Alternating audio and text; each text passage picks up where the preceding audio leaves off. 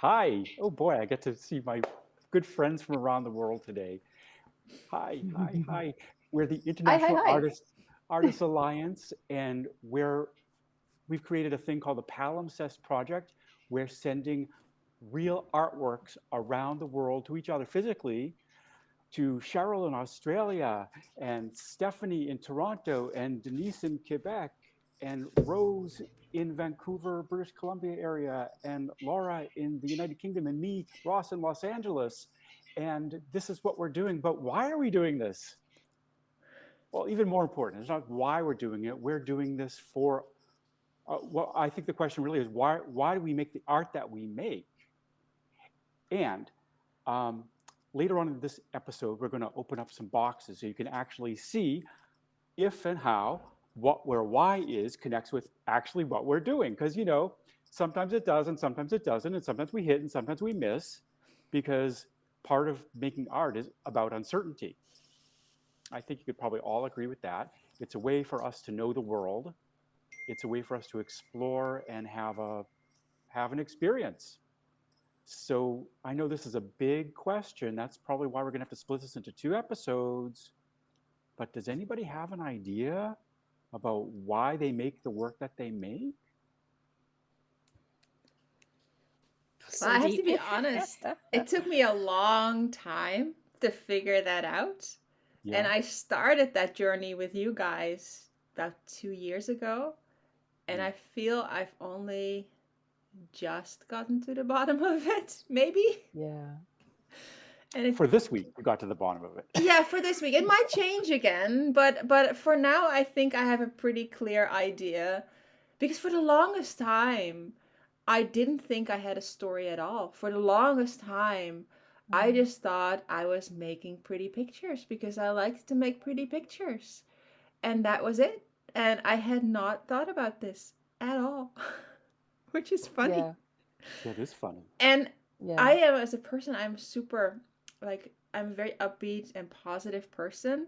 So I was not expecting, because I'm not one of those people who had like a difficult childhood or lots of Mm. trauma, or at least I don't perceive it that way. And so I was kind of surprised to find out that my why does come from a place of, well, maybe pain is a little bit too excessive, but a place of not such a happy, not a happy place, which is surprising for me as a very happy, positive person. But the reason why I create art is because ever since I was very, very little, I've had a terrible time saying goodbye to people, to places. It's something that I've been struggling with forever. Like, saying goodbye to me was always this huge, big thing. Like, weeks in advance, I'd have, especially when I was little, I'd have this like ball in my stomach knowing that I'd have to say goodbye to my mom because we were going on vacation, or my grandma because I was leaving, or whatever. And it would take over my entire, like, the period of time leading up to that moment. And instead of sort of staying away from that while I grew into an adult, I've sort of embraced this. And I've put myself into a situation where I have to say goodbye on a semi regular basis because I live as an expat, which means that every 3, 5, 8 years, I pick up my life and I say goodbye to everything that is familiar, and I just go to a different country or a different city or whatever the thing may be. So I have this, because I find it difficult to say goodbye, I have this uncontrollable urge that wherever I go, even when I go on vacation somewhere, to capture obsessively every inch of the place that I visit because I want to hold on to it, even if I have to like not be there anymore. Like, literally, I was walking down the street the other day, and I am pretty sure that most normal people don't have this.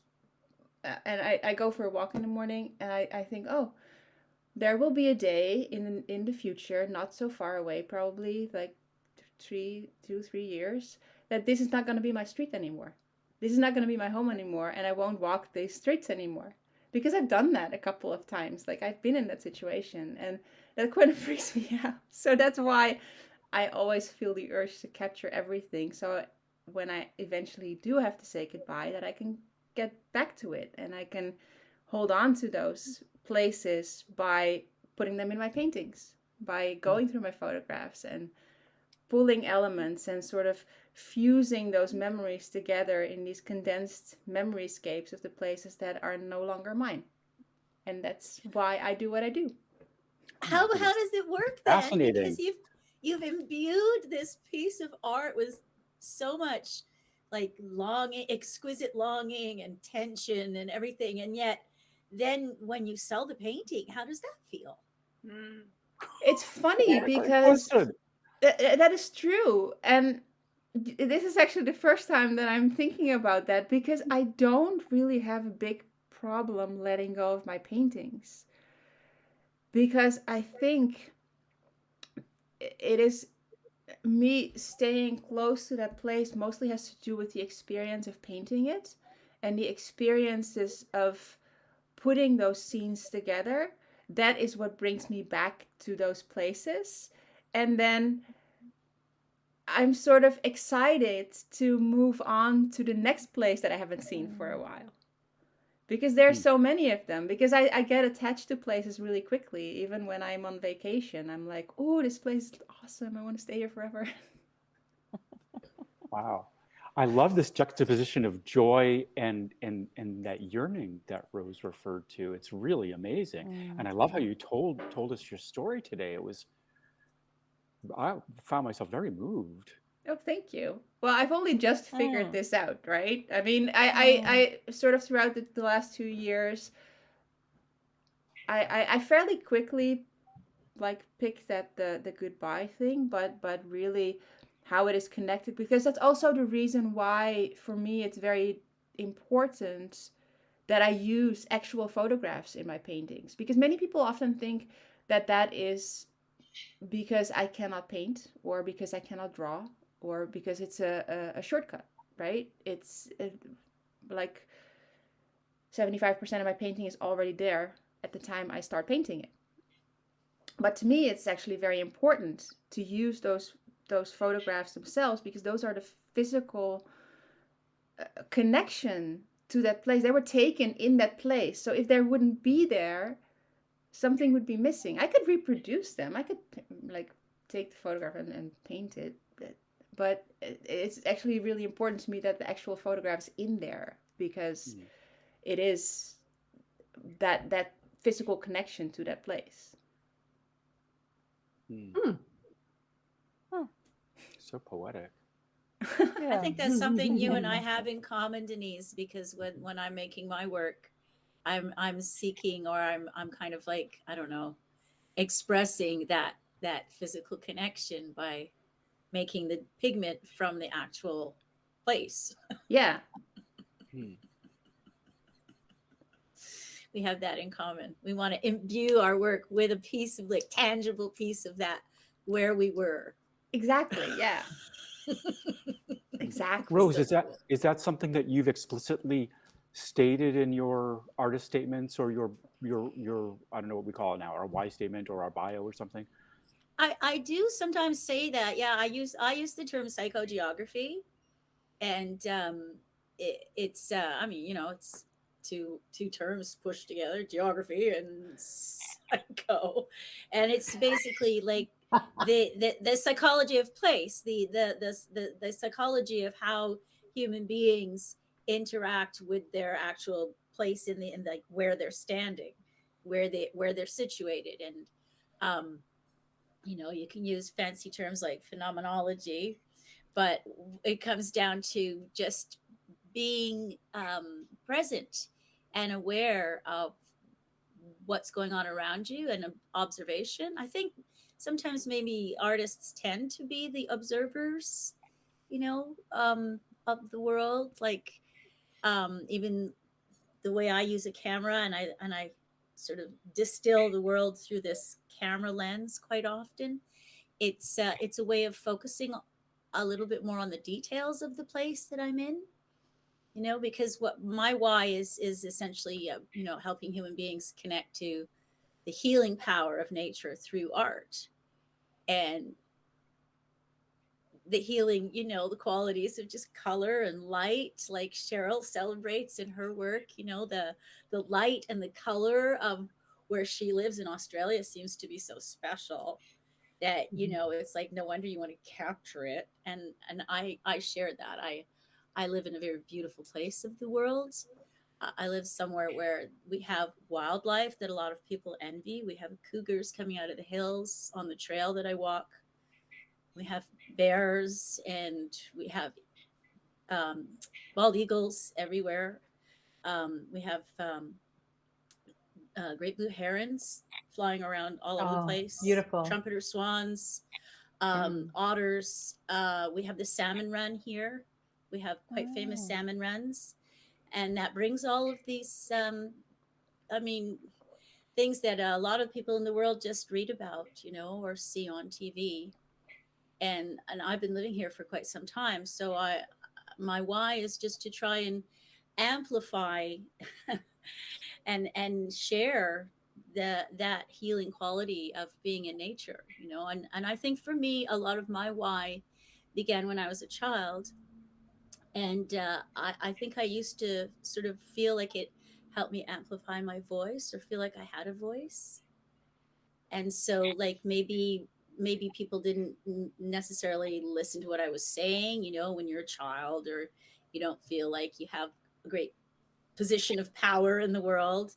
And I always felt, even that young age, that when I was drawing or making art, other people were able to sort of understand what I was saying in a different way.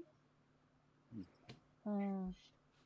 Yeah, so art has that quality of being able to hold sentiment or emotion without having to use words.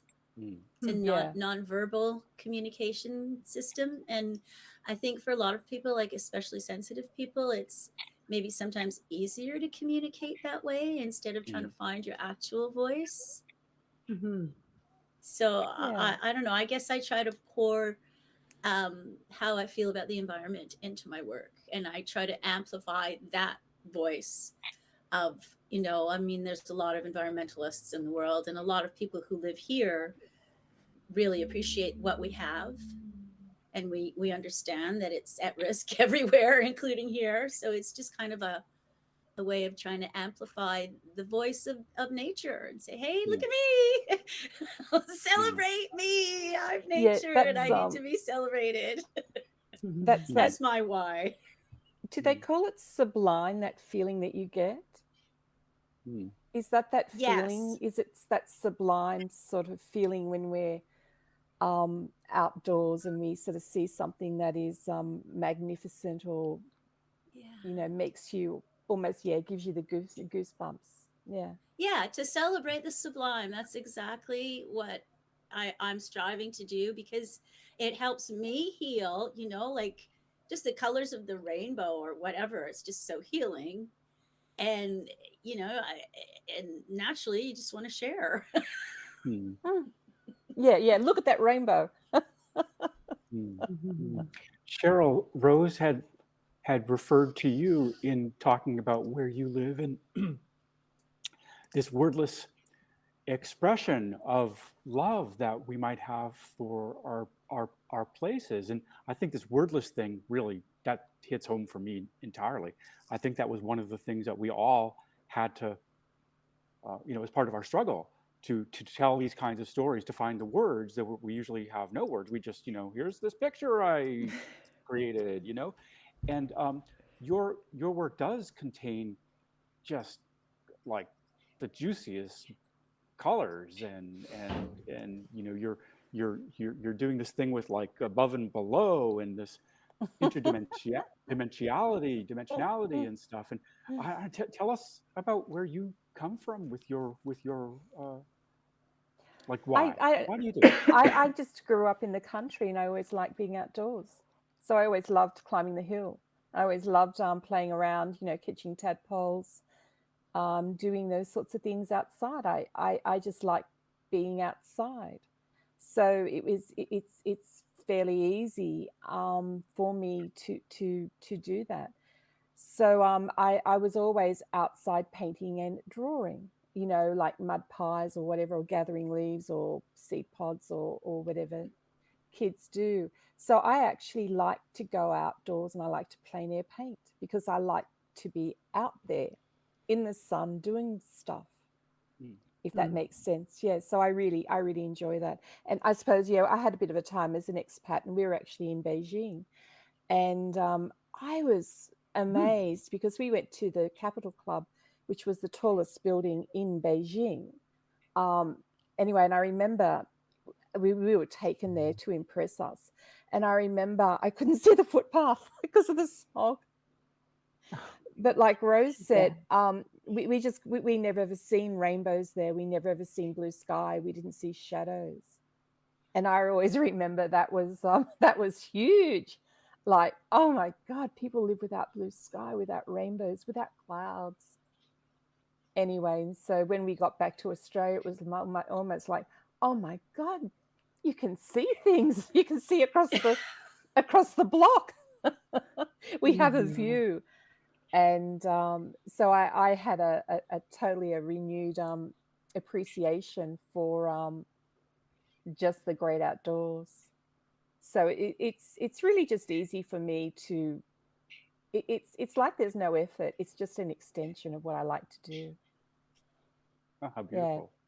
Yeah, paint and draw and get outside. That's quite profound, Cheryl, that you had that actual lived experience of having that access to what we take for granted removed. Like, it makes us all really think, wow, where the environment we live in really affects us, right? Yeah. I had a hard time because when we were in China, I had a hard time understanding how people would retire in these massive sort of compounds. Now, I understand that it was very convenient that there were, we had maids and we had all that sort of stuff and drivers and whatever. And there was this notion that we were in this rich sort of an area or whatever. And I could not sort of get my head around how people would retire there. It was like, it tastes funny. The air is polluted. It doesn't taste right. I couldn't get it. It was almost like, wow, wouldn't you prefer to live in such a small, like in a smaller house, but in a nice place? I just mean there weren't any bugs. There were actually no bugs. There were no birds. Yeah. Because every insect was killed. And therefore there was no insects because then there were no bugs. And so when I got home, and we often get a cockroach, I think, oh, thank God for that. There's a cockroach here. At least I think. Well, Cheryl, I'm just going to really, really quickly. I was in Hong Kong for 11 days when I was fresh out of university. We did a musical theater show in Hong Kong. And there we went to Lantau Island and we looked back at Hong Kong and it was like this thick stripe of black, and it was all the pollution and all the smog and the smoke. And when I was in Hong Kong, like in Kowloon, I was just like, yeah, it's true. You taste the air. It's really weird. You could taste the pollution. Anyway, that's it. I know, it's funny, isn't it? Anyway, yeah. So I like I love that feeling about being, in the great outdoors and just love it. We have that, we have the 3 Cape Points, and that's where James Cook or whatever, when he came around that, latitude 33. And I always sort of think of that, I always sort of think, oh my God, I'm not the only person who's looked at this place. He's obviously stood here too, and he's gone, oh, there are 3 points. Yep. So I almost I feel like I share that with everybody else. Everybody else has. So I feel like I have almost like a shared human experience, because everybody else has stood there, looked at that view. Everybody's probably had the same feeling. Like, wow. I heard recently, I can't remember which artist had said this, but maybe it's Wayne Thiebaud. You're really painting one of 3 things: people, places, or things, and that all 3 of you have a real connection to place in our group. I think this is really quite remarkable.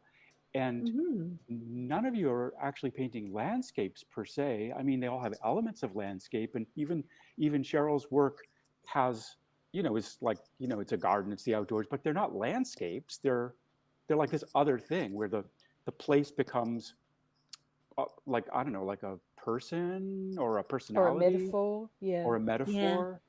Yeah. Yeah. Yeah. So I think this is a fascinating thing that you're all doing. It's Yeah, I can Cheryl's really, work is kind of more immersive than just like your standard landscape, I think. It's you can immerse each painting, you can that's a immerse beautiful yourself way to right put into it. it. Yeah. Mm. Yeah. Yeah, and I think it's so interesting too because the landscape tradition really comes out of um, land ownership, the European landscape tradition. Okay, well, that's a real Marxist kind of way to look at it, but I'll hold it. Yeah. Mm, And yeah. none of you are actually doing that at all. Your approach to place is not out of capital ownership. Hmm. That's Yeah. not what it's Yeah. about. Yeah. Right. Yeah, and it's Right. more about the The sublime sublime. experience of longing for Denise, that exquisite Mm, pain mm, and mm. pleasure of leaving somewhere you really like, Yeah. that Mhm. that's a sublime emotion, and celebrating our environment. Yeah, there's that the sublime or the awe-inspiring, they kind of Mm, come mm, together in the Mhm. same place. I would say that Denise's paintings are also quite immersive, right? Because I find Yeah. myself mm, diving into Yeah. them, trying to figure out what that is and what that is in this city and who. Oh, look, it's just there's always a story in there, and it's very lots of detail. So your eye just kind of Yeah. skirts around the skirts, whatever looks around the Yeah. painting like that. And I Yeah. love how the stories that Denise puts in her work. We're talking about you like you're not here. The story, the stories that Denise uses, they're not like illustrations of something. They're not even an illustration of the place. It's a different experience, like what Rose is saying. It's this immersiveness that I think Mhm. that's Denise what you felt, and that's how you're coming to put it into the piece. Yeah, and Yeah. I don't. It's also because I do, in addition to it being sort of a condensed memory of my place, of that place for me, it is also sort of that's the idea of a snapshot, how you're capturing a place and time. And I love people watching, and I always love to think about what people's lives are like, and like, so I always make up stories about the people that I put in my paintings. I'm always like putting them in relation to not just the space, but also in relation to to each other. Like sometimes I'll put two people and they were not in the same photograph, but I'm like, oh, it look like they have like a conversation here. Hmm. Oh, how cool! That's always You fun, isn't it? Yeah, so I do have stories about all of the people in my Yeah. paintings, and they might not be what my viewers have in their minds for them, but in my mind, they all have lives and families. oh, That's how a nice thing. beautiful! That's Ah. like play, isn't it? It's like what kids do, don't Yeah, they? Yeah, When they play with yeah. different sets of Yeah. shapes and they do this and how they play, isn't it? How you always sort of make up sort of stories. Yeah, which is fun. Yeah. yeah. Yeah, Rose, I wonder in your work, do you have a story component to because you put in animals and sometimes people and in addition to the Yeah. plant life. There's always a story because my work starts with me gathering flowers or bark or leaves or whatever, or all of the above, and taking photos. And then it grows. I mean, my pieces are very layered because I'm printing, and then I'm using what I printed, and then I'm using what I took a photo of, and then I'm kind of like doing a sort of a composition, and everything has a relationship to the other, like the colors that come out of the print are from the plant life, and then they direct the colors that I paint with. Hmm. It's like Yeah. everything is interrelated, but I also love the quality of the I Ching, that that that that unknown, and that's one reason why I'm using a monoprint, because I'm pulling a print that I can't completely control, and I'm not completely certain how it's going to come out in the end. And there's only one of that print, Mm. It's not a multiple, it's a monoprint. So I'm just using all of these elements as kind of like the random and the unknown that then I have to work with, like improv almost. Mm. It's Yeah. like jazz or doing improv on the stage, which I used to do. It allows me to have these elements that have been inserted that I have to work with, kind of like working with you guys, that I'm not completely in control of, and I like that. Yeah. I have a question for you three. Denise is somehow already answered it, but when did you discover your why? When you realized why, what was your why? Because we worked on that, 2 years ago. Denise said that she realized recently. No, because it's for me the same. But because also for you, Rose, your technique evolved. So, and I'm curious also sharing if it's something that you felt that was inside you for a long time, you realize later, or you already know about it. I was always driven with art. I remember seeing I think the Department of Education had furnished all these sort of schools with a reproduction of Impressionist, post-Impressionist paintings way back when I was a kid. So I can recall looking on the wall, I remember Picasso's, the Blue Period, and I just remember Paul Klee's, and I can remember that damn Chirico print with that little bike going around the corner that terrified me.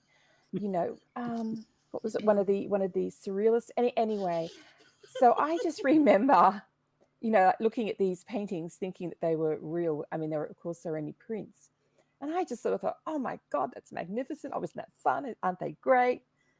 Which was way before internet, which was even before a lot of even colored photographs in books and all that sort of thing, really. I mean, we never ever really got reproductions of art. So, I mean, it was just always that I just loved it. And so it was natural for me to go to art school. It was natural for me to start as an art teacher. So it wasn't as if I even had a concept that I decided to become an decided to, pursue a life involved in art. And really it's really just been about the last 5, 6, 8 years that I just sort of decided, hey, I think that I might have a go at really creating my own work. I've got a little bit more time now. Nice. Children are gone, those sorts of things. So that's, and also I have a space. I think you also need a physical space. Yeah. Right. Yeah, time and space. Time and Yeah. space. Yeah. Speaking of time and space, this is the time and space now where I'm going to open up a painting I just received from Australia. I'm so pleased it got there. I was sort of worried. I'm thinking, oh my God. How exciting! Wow. So look how beautifully this Master Pack Titan box is held up. Look at these corners. Wow. Yeah. I'm pretty impressed. Beautiful. These boxes Unbelievable. really hold up. They do. So far, they're doing really, really well. Really So well. I think this was originally your box, Denise. Yeah. So this is gone. Can be around recognized by the pink tape. Pink tape. That's right. Literally So it's around gone from the world. Denise to Cheryl to Rose. No, not to Rose. Ross. No, Denise just to to Ross. Cheryl to Ross. Yes. Yeah. Happy And it's had painting. some, and it's gone halfway around the world and halfway back. Yeah. It's literally gone It's around. actually gone around the world, hasn't it? Oh my gosh. Yeah, it Oh my has. gosh. Oh my How gosh. exciting. It's like the We most have an valuable unboxing. thing. It's the most valuable thing I've ever opened in my life. I got to tell you, this is incredible. I can't really see it yet because it still has the glassine paper on it, but this is actually a real, excuse my arm, a real live work of art. Oh my gosh, this is fantastic. It's real live unboxing. Boy. Oh, wow. Wow, you guys. Wow. That looks Holy so cow. cool. I love the Holy skeleton. Really cool. Right? Yeah. It's a little dark. We don't usually get That so is really Halloweeny. lovely. That is I very love it. cool. I love it. Wow. No, but Me it's so too. clever to like vision that Oh what's my underneath gosh. the Yeah. page. Yeah. I just love that. Just love This it. has And like already has- with the fog, it looks kind of dreamy, spooky, but now with a skeleton, yeah, right on. Right So on. you And I won't love want the to way go the back there, pavement Denise. is cracked. and you I don't think you can see it, but there's this just amazing paper. This looks like it's your work, Denise. This Yeah. Light blue. Yeah. Yeah. translucent with light blue and white. Yeah, the Yeah. light blue is actually Texture underneath the paper. The paper is on top underneath. of a light blue layer. Nice. So beautiful. Oh my gosh. Looks like there's a bit of Okay. yellow too on the right, like on our right when we look Yeah. at the. Yeah, Oh, right actually here? the gradient underneath goes from a light blue towards a clear, so that's the color of the wood, wood. towards The wood? white. Okay, gotcha. Nice. So the white was Okay. at the Sweet. bottom. Look, it's beautifully finished around too. Already. Yeah, Wow. beautiful. Wow. That's a beautiful piece already. Oh my Really. gosh. Yeah. What are you gonna do with that, Ross? I'm gonna Yeah, scribble. Ross. You know, like take some crayons and go, meh. Sounds great. I love it. Oh, wow. Nice. Wow. Can't Really wait nice. to awesome. see what you do. Gorgeous. Yeah. That's really a trip. Oh my gosh. I'm like so excited. Yeah, these bones. Oh my God. And they're like orange, which is like this contrasting with everything else that's happening. And oh boy, what a thrill. So What cool. a thrill. I think we're all really thrilled about art and making art. And Yeah. this is always the highlight of my week is to meet with you guys Yeah, and just same. talk about these things. It's really been so fun and wonderful. Yeah, Well, I I agree. guess that comes to the end of our program today. And thank you out there in the world for joining International Art Alliance, where we send our art in palimpsest. We make changes to the art that we send successively to each other. So this is something you could do too. And join us again next week. Thank you for being here. Bye, you guys. See you next time. Bye.